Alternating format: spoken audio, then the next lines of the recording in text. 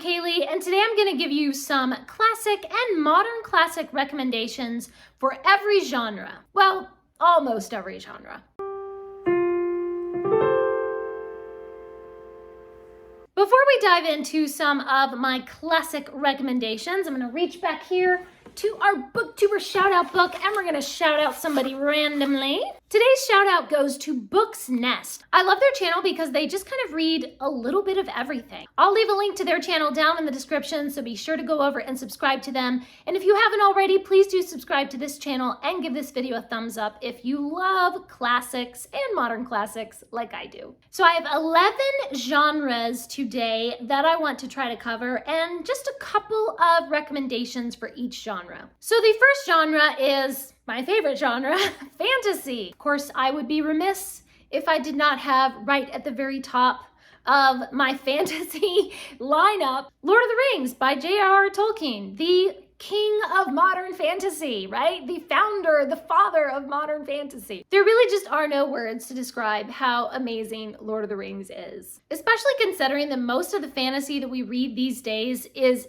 stealing something, some idea or some trope or something from Lord of the Rings. When you consider that Lord of the Rings did it first, kind of takes on new significance, I guess. I am just such a huge, massive fan of Lord of the Rings. Another fantasy that I recommend is The Jungle Books by Rudyard Kipling. I don't know if you can really call The Jungle Books fantasy. I mean, is it considered fantasy when there are animals that talk? Isn't that a kind of fantasy? I don't know. Does that fit into this genre, or am I just making it up? I don't know. Leave me a comment down below. Do you think that animals who talk in a world of humans, do you think that that counts as a fantasy? Leave me a comment. But the Jungle Books are fantastic. First of all, they're told in little snippets of short stories, so it's just very easy to read. I think I first read the Jungle Books when I was maybe 10 or 11 or something, and just fell in love with them, and I've read them many, many times over and over. And the Jungle Books don't just have stories about Mowgli and Shere Khan and all the ones that we know. There are also a lot of other short stories about animals as well. So those are definitely favorites. Our next genre or age group is middle grade, or I guess you could say children's classics. I have already done a whole other video all about a bunch of my favorite children's classics. I love children's classics. I read tons of them, but these are just a couple that I thought, I'll throw these on the list to recommend to people. So one of them is The Prince and the Pauper by Mark Twain. It's about a prince and a pauper who switch places, and it's really funny. Mark Twain just has such an inimitable sense of humor, and he always has these weird, wild plots that you just never know where it's gonna go. Prince and the Pauper is really fun. And the other one is the Swallows and Amazons series by Arthur Ransom. This one's more of a modern classic. It's about these children who go on vacation around the Lake District, and they have two boats. One of them is the Swallow and one of them is the Amazon, and they have boat races and they go camping and have all sorts of fun little adventures. I adore the Swallows and Amazon series. I think I've read it 2 or 3 times now. I think 3 times now I've read through the whole series. They're just so charming and fun. Our next age group is young adult. Even like before young adult was a thing, there were books for young adults, if that kind of makes sense. Before the word teenager had even been coined, there were books for teenagers. One of those is 8 Cousins by Louisa May Alcott. I have no idea how many times I have reread 8 Cousins. It's probably like 14 or 15 times. It's about a young girl, Rose, who is growing up surrounded by her 7 cousins who are all boys, and they're very rambunctious, and she's kind of shy, and it's difficult for her to deal with all her insane cousins. It's adorable and wholesome and so sweet. And the other young adult that I'm going to recommend is Captains Courageous by Rudyard Kipling. This is about a very spoiled young man who falls overboard and is rescued by a fisherman, and he has to work his passage back home on this fishing trawler or some kind of fishing boat, I don't know. It's a really great kind of coming of age sort of story because he was so spoiled and rich before, and now he has to actually work and see how other people live. He actually starts to develop some character.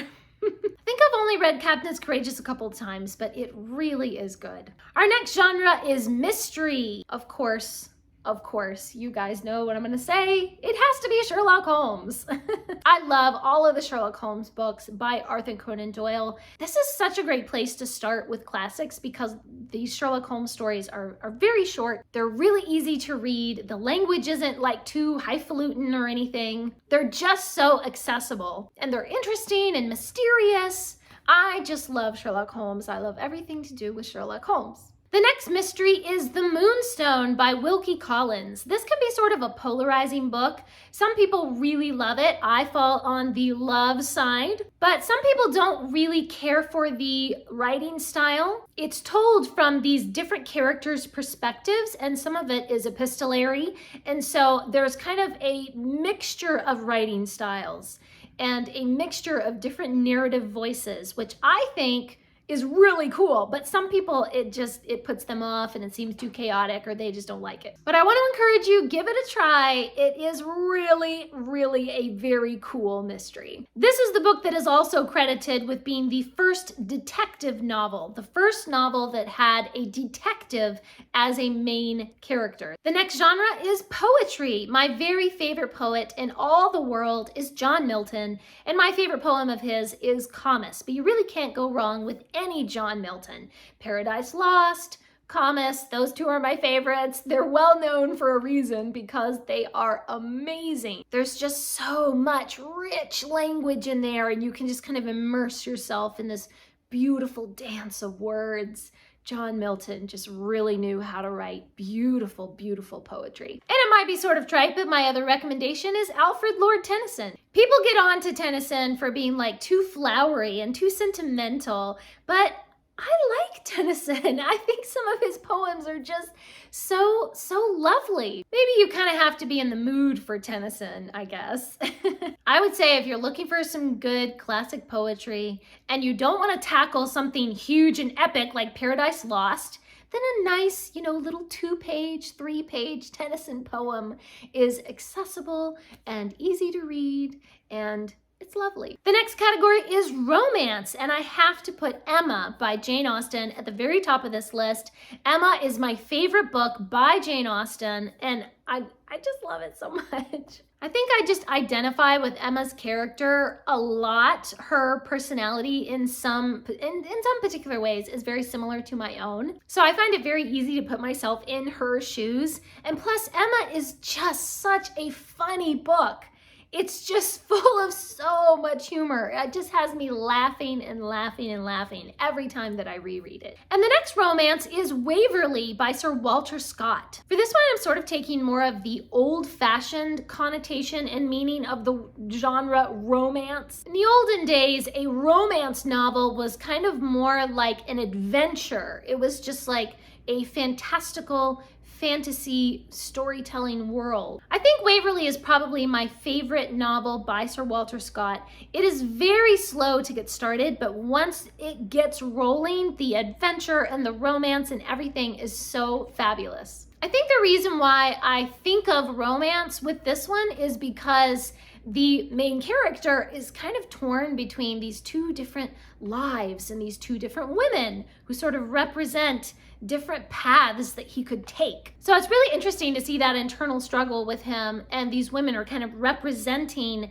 different lives, different ideas, both of which he's very attracted to. He's attracted to the ladies, and he's also attracted to the lifestyle that they represent. I just love Waverley so much. Our next genre is adventure. For this one, I have Percival Keene by Frederick Marryat. Captain Frederick Marryat was actually a captain in the British Navy in like the olden days when Napoleon was running around. So he took all of his seafaring stories and he started to write seafaring novels. And out of all his adventure novels, I think Percival Keene is probably my favorite. So Percival is just a lowly midshipman, and through certain circumstances, he begins to realize that the man that he thought was his father never really was his father.